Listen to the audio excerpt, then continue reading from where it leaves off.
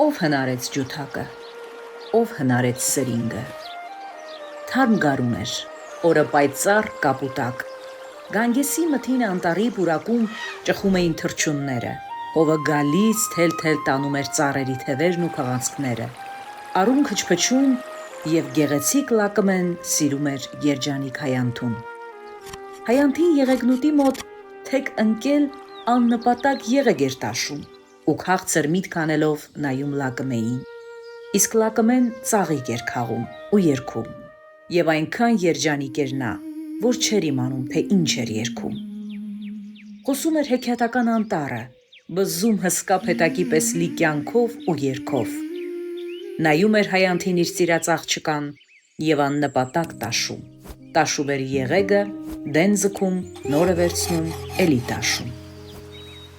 Հետո ինչպես եղավ, տաշած եղեգը դրավ բերնին ու սկսեց փչել։ Եղեգը մեղմ սուլեց։ Հանկարծ մի չարաճճի միտք ծագեց նրա գլխում։ Ժպտաց քթի տակին ու եղեգը առնելով գնաց մտավ թփերի մեջ։ Ու մինչև լակմեն միամիտ իր համար երգում էր արվակի ափին,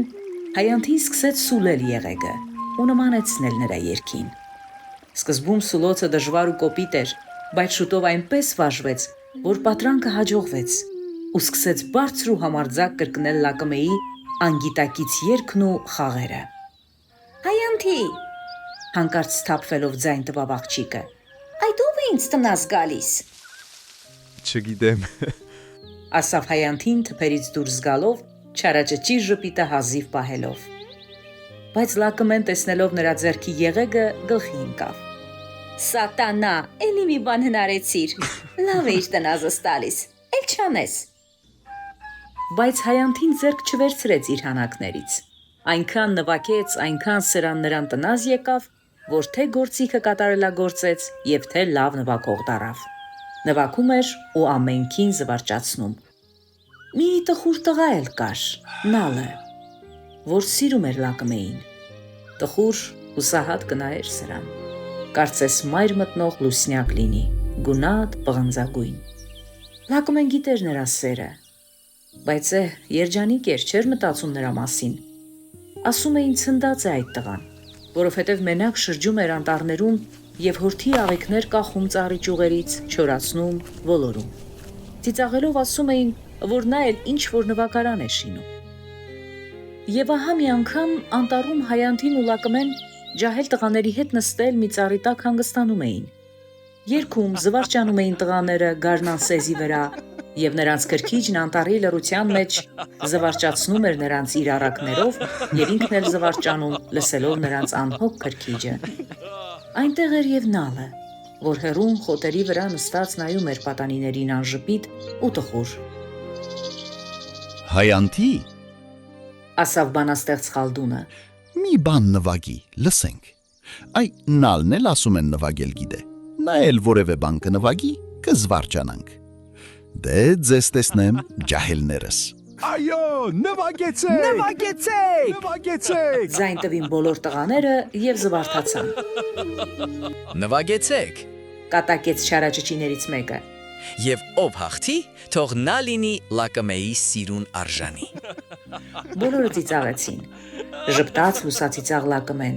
և ուրախացավ, որ Հայանթին պիտի իր շնորհքը ցույց տա։ Ժպտաց նաև Հայանթին, բայց հեգնորեն ինքնավստահ և աչքի տակով նայեց Նալին, որն անշարժ նստել էր իր ծիծաղելի գործի կթևի տակին։ Եվ որ ցույց տա, թե ինքը ահ չունի, հայտնեց, որ առաջ ինքը կնվագի։ Նվագեմ, թող ձայները կտրեն։ Մտածեց նա իր ուժը գիտակցելով։ Թեք ընկավ լակմեն փարթամ ծաղիկների վրա, պատանիների շրջանակի մեջ, կարծես ձյունափայլ լուսին լիներ, սև նոճիների միջից նայելիս։ Ամենքը ակամա նայեցին նրա լուսափթիկ դեմքին և սկսեցին երազել։ Ժպտաց գեղեցիկ Հայանթին, ու այդ ժպիտի հետ ցոլաց նրա ձյուննե ատամնաշարը։ Ժպտաց նաև գեղեցիկ լակմեն, և նրա վայրահակ սև թարթիչներից կախ ընկավ սիրուն մանրիկ ժպիտը։ Ու Հայանթին սրինգը դնելով վարդիթե շրթունքներին սկսեց նվագել։ Դուրս թռավ նվագը ու գնաց հովի պես շնկշնկաց ու սուրաց լրանից թովտի մեջ, եւ սուլոցներն այնպես առատորեն շաղ տվավ, որ կարծես աղբրի մարգարտաշատ ու կլկլան կաթիլներ լինեին քարեքար թափվելիս անտառի հստակ լռության մեջ։ Բյուրեղի պես մաքուր եւ արծաթի պես հնչուն էր այդ սուլոցը, առատ, զարմացնող, շոյիչ ու հարբեցնող։ Եվ ինչ բազմազան խազեր, ինչ պատրանք, կարծես սոխակներ ու սայրակներ լինեին իրար ձայն տալիս երջանիկ մայիսին, եւ ինչ զվարճալի տնազ երկու երջանիկների, որ ծաղիկների մեջ կարծես թրվռալիս, խաղալիս լինեին, եւ մի սիրած ու սիրված աղջիկ քրքջալիս երջանիկ մոռացության մեջ։ Ու այսպես ծլվլած ու կլկլած եղանակը, արագ, ինչպես լճակի կացկլտուկ, եւ մի վերջին ժխորով ունկնդիրներին շշմեցրեց ու նետի պես թռավ, կտրվեց։ Ապրես հայանտի։ Ապրես հայանտի, Ձայն կրին ապրես։ ամենքը հիացած։ Ապրես հայանտի, ասավ լակմեն չկարողանալով ծածկել իր հիացմունքը եւ գուրգուրոտ աչքերով նայեց շարագունած գեղեցիկ պատանուն։ Ինչ ճարպիկ ելևեջներ, չէիր ասի թե մարդ էր նվագողը։ Խոսեց մինը հափշտակված, Ճարտար նվագեր։ ասավ բանաստեղծ Խալդունը։ Ապրես հայանտի։ Ապրես հայանտի։ Կրկնեցին ամենքը միաբերան եւ ծաղիկներ քաղելով նետեցին նրա գիրկը։ Լուր էր նալը, անշարժ, ինչպես գիշերվա լրանիստ ու մռայլ արձան։ Ունքերը խոժոր, զուսպ սաստը աչքերում, հիվանդ իր խորհրդավոր արվեստով գետին էր նայում։ Միշտ թևի տակ սեղմած տարօրինակ գործիքը։ Հերթը նրանն էր։ Էй, հիմի էլ թող նալը նվագի։ Կարգադրեց ծեր բանաստեղծը։ Ու մինչ նալը կպատրաստվեր, մի շշուկ անցավ բոլորի մեջ, երբ նայեցին նրա ծիծաղելի հողի գույն գործիքին։ Շերեփ է։ Սպսած մինը ու քիչ մնաց փրտկար։ Թիակ է, Ասավ մյուսը, վերցնես մարդու մեջքին թաքես։ Սպասեցեք, գուցե մարդը ուզում է իր այն աղեղով բուրդ գզի։ ծաղրեց երրորդը։ Ժպտաց մինչև անգամ հայանտին, եւ չար էր այդ ժպիտը։ Միայն լակմեն չխոսեց։ Երբ նայեց նալի աչքերին, զգաց, որ այդ պատանու մեջ թաքնված է մի մռայլ ու աղետավոր հոգի, եւ մի անորոշ ահ մտավ սիրտը։ Նայեց նրան եւ ծեր բանաստեղծը, եւ գլուխը թեթևակի շարժեց։ Եվ նա այդ խորհրդավոր նալը հանկարծ շուրջը նայեց։ Դեմ քայլակերպված էր, ոգևորված ու վճռական։ Հանկարծ գունատվեց, կերպարանափոխվեց, եւ բոլորը սաստված շունչները պահեցին։ Եվ նա գործիքը ծնկան, ինքը վրան կռացած, ինչպես գետնահակ լացող ուրենի, հանկարծ ջլուտ, նիհար ձեռքով քաշեց աղեղը լարերի վրայով ու սկսեց։ Տարօրինակ ձայն հանեց այդ գործիքը, տխուր ու մաղձոտ մարդու ձայն, ինչպես սիրտը լցված մարդ, որ հազիվ է զսպում հեկեկոցը։ Այնպես այդ խեղդված ձայնը ծանր ու տխուր սկսեց դողալ եւ հեծհետե լցվելով ուժեղացավ, ծավալվեց ու գանգատավոր շեշտով մի հարցմունք արավ։ Հետո զսպելով իր փղծուկը, նորից սրտին ընկավ, մարեց։ Հետո իբրև դրան պատասխան մի ուրիշ ձայն, ավելի ուժեղ եւ հնչյուն սկսեց որբ ձայնով ոգել, արծարծել մի տխուր պատմություն, այնքան տխուր, որ կարծես տառապած մարդկության վեպը լիներ։ Սկսեց այնպես հեծկլտալ, այնպես հոնգուր լաց լինել, որ ծառերի բները լցրեց թախիծով, տրտմեցրեց ծաղիկները, սառեցրեց արևի լույսը, հորիզոնում ծավալեց անապատների անհուն տրտմությունը եւ աշխարհը դարձրեց տխուր վշտերի հովիտ։ Լուրջ էր այդ եղանակը, ինչպես մահը եւ անկեղծ, ինչպես մարդուս մեջ թաքնված սիրտը։ Սրտից էր, ահա թե ինչու այնպես սաստեց ու հափշտակեց ամենքի սիրտը։ Ճշմարիտ էր այդ երգը, եւ ամենքը տրտմած կախեցին գլուխներն ու այդպես գետնահակ մտածել սկսեցին, այն մեծ տառապանքի վրա, որը գիտես, որ կա, ճշմարիտ է, ամենուրեք, ամենքի համար։ Ու այսպես գնաց եղանակը, տաքացավ, ու ոնց հուսահատ անապատի շուրթերից, ինչպես գերեզմանից դուրս գար դալուկ լուսնյակը եւ անապատին նայեր իր մեռելի դեմքով, այնպես հանկարծ դուրս ելավ չորրորդ լարի տխուր ձայնն ու երգեց ծանր, լիաձայն ու տիրաբար։ Ու երբ դրան խառնվեց նաև երրորդ լարը, լսվեցին այնպիսի ոռնոցներ, կարծես այդ անկենդան անապատում լցվել էին գոզ տատասկներ, որ պառավ ձեռքերի պես օդում կարկառած գութ էին աղերսում, բայց չկար գութ։ Հանկարծ զայրացավ եղանակը, անցավ բարակ լարերի վրա ու սկսեց այնպես սողոսկել, հեծել, ոնց որ խորշակը փչելիս լիներ, տարուբերելով այն տատասկները, որ խելացնոր շարժումներով կարծես կոծապար էին բռնել։ Եվ երբեմն լսվում էին այնպիսի ճչոցներ ու լացեր, կարծես հուսահատ միայնությունը նստած ավազների վրա փետում էր իր գորշ մազերը։ Այնպես երգեց ու հետո մեղմելով հաշտվեց, հեռացավ ու տխուր թախիծով սրտին ընկնելով լռեց, կարծես նորից մտավ իր գերեզմանը։ Մի ծպտուն իսկ չլսվեց, ունկնդիրները քարացած էին, ամենքը ներշնչված այդ խորը նվագով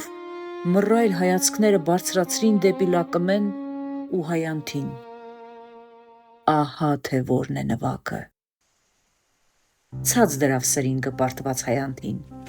եւ նախանձախնդիր նայվածքը ահով ուղեց Լակմեին։ Մռայլվել էր Լակմեն, բայց այդ մռայլը նման էր մի թեթև թուղպի, որ գալիս հողում է գեղեցիկ մայիսյան օրը։ Ճիշտ է, վախով էին լցված նրա որսորդ տեսած եղնիկի աչքերը, բայց նա բարձրացնելով այդ շողշողուն աչքերը դեպի Հայանթին, ասավ կարծես նեղացած. «Գնանք տուն, Հայանթի»։ Տղայքը հարցական հայացքով նայեցին Լակմեին ու չհասկացան նրա երկյուղը, ու մինչ ամենքը շփոթված աչքերով նայում էին նրան, նա վեր կացավ ու Հայանթու հետ հեռացավ։ Երբ քիչ հեռու էին, սկսած. «Ես քեզ եմ սիրում, Հայանթի, քեզ, նա այնպես տխուր է, նա ինձ վախեցնում է իր գործիքով։ Նրա նվագը օձի պես մտավ սիրտս ու գալարվեց։ Գնանք, նվագի սրինգդ և նորից ուրախացրու ինձ»։ Գնաց նա և մռայլ շիրմաքարի պես մնաց նալը, հայացքը դեպի հեռացող անսիրտ ու գեղեցիկ Լակմեն, դողդոջ ձեռքը գործիքին սեղմած։ Մնացին ունկնդիրները և ծեր բանաստեղծ Խալդունը։ Ապրես նալ, ասին նրանք, և այդ ասին մի ձայնով, որով մխիթարում են մեռելատերին։ Տխրեց նալը և գլուխը կախեց, հանկարծ բարձրացրեց իր գործիքը և ուզում էր քարին խփի կոտրի, բայց միայն դառնորեն օդում թափ տալով ցած դրավ, գլուխն ափերի մեջ առած լռեց։ Նայեց նրան ծեր բանաստեղծը, ժպտաց գորովալից աչքերով ու ծանր թափ տալով իր ալևոր գլուխն ասավ. Ինչու ես ուզում կոտրել այն գործիքը, որ քեզ հետ է ծնվել և քեզ հետ պիտի մեռնի։ Նալ, դու այն մարդկանցից ես, որ մեծ տառապանքի համար են աշխարհ գալիս, և քո նվագը երգն էր այն մեծ արվեստագետի, որի ներշնչողը մահն է եղել և որը լացել է ստեղծելիս։ Նա արդեն բաց է արել աշխարհիս բոլոր խնդությունների ու ցավերի դռները և նայել ներս։ Նալ, քոնն է իսկական արվեստը, ու էլ ոչ մի գործիք չկա հնարելու։ Ինչ է սրինգը սրա մոտ, ականջի զվարճություն և ուրիշ ոչինչ։ Գնա կյանքի մեջ թշվառ և արվեստի մեջ երջանիկ Նալ, գնա, կրիր ակնակուռ թագերի թագը և թող աշխարհի ստրուկներն ու արքաները գլուխ խոնարեն քո արվեստի առջև։ Ու տանջվիր, այո, Լակմեն սիրում է սրնգահարին, որը նրան տալիս է համեստներից համեստը, բայց մարդկանց համար թանկերից թանկը, այս կյանքը